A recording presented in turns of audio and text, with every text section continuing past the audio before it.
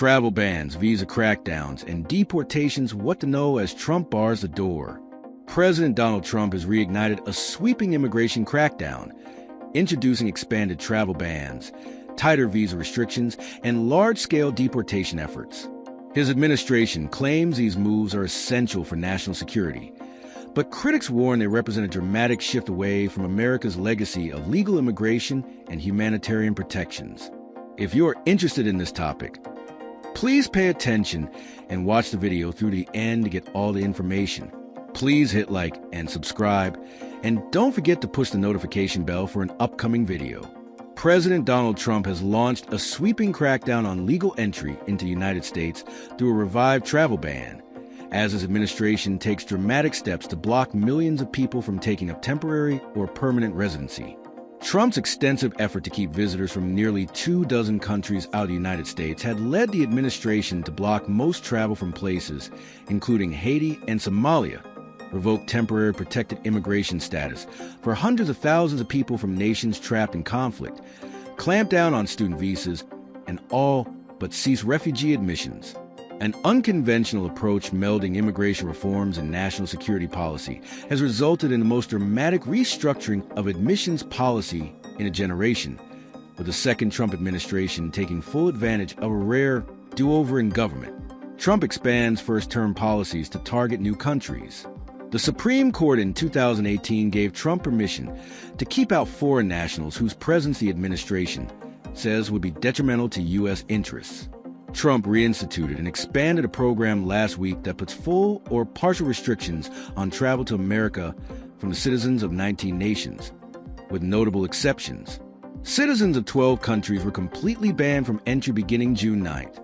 Afghanistan, Burma, Myanmar, Chad, Republic of Congo, capital, Brazzaville, Equatorial Guinea, Eritrea, Haiti, Iran, Libya, Somalia, Sudan, and Yemen.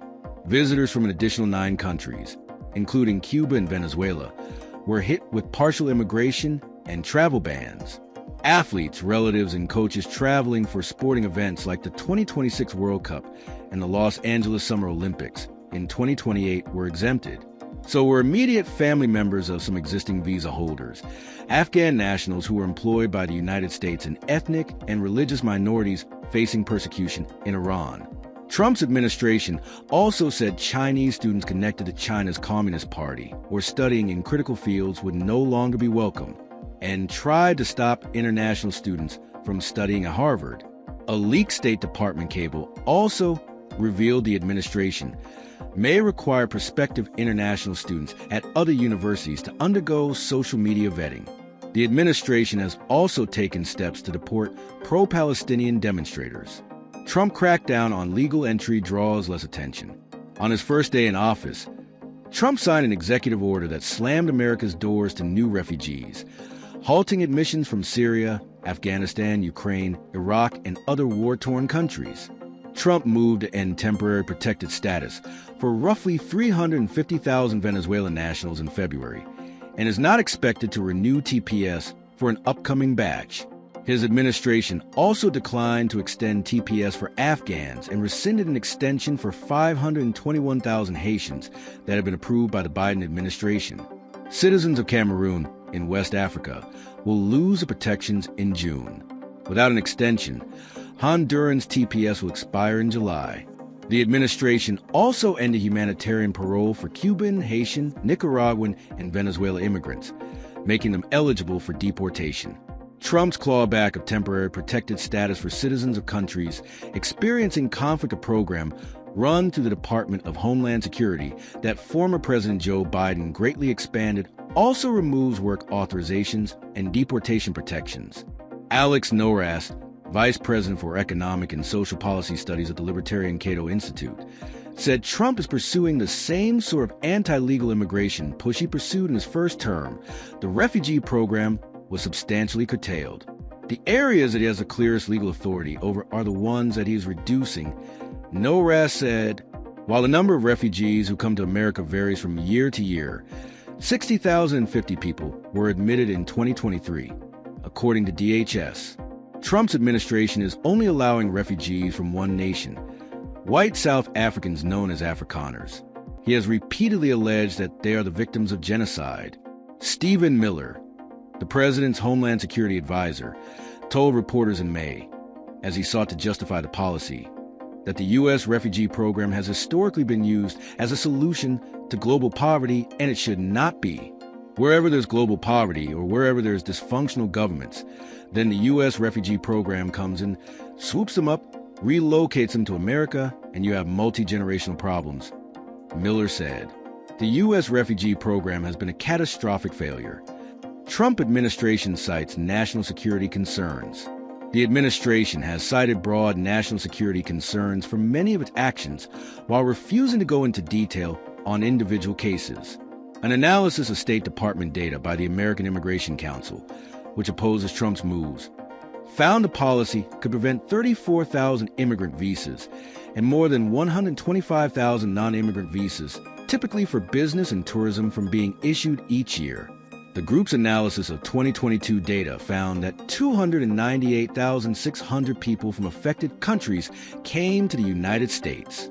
The countries included were identified by the Trump administration as nations for which vetting and screening information is so deficient to warrant a full or partial travel ban, and those whose nationals pose significant risks of overstaying their visas in the United States. Of the countries on Trump's list, Haiti had the most overstays in 2023, by far. Stephanie G., the senior director for U.S. legal services at the International Refugee Assistance Project, a group that has taken Trump to court, criticized very arbitrary exceptions for people like athletes. I think it raises questions around that rationale that they're picking and choosing how to say and when to say somebody is a national security threat, she said. Trump did not explain in his order why athletes were a lesser concern.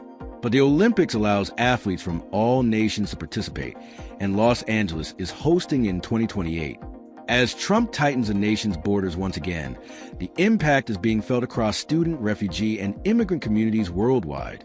While the administration frames as a security measure, the consequences may redefine U.S. immigration policy for years to come. That is all for today in this video. What are your thoughts on this? Please let us know in the comments section below. Thanks for watching the entire video. Hopefully, the information is useful to you. See you later in the next video.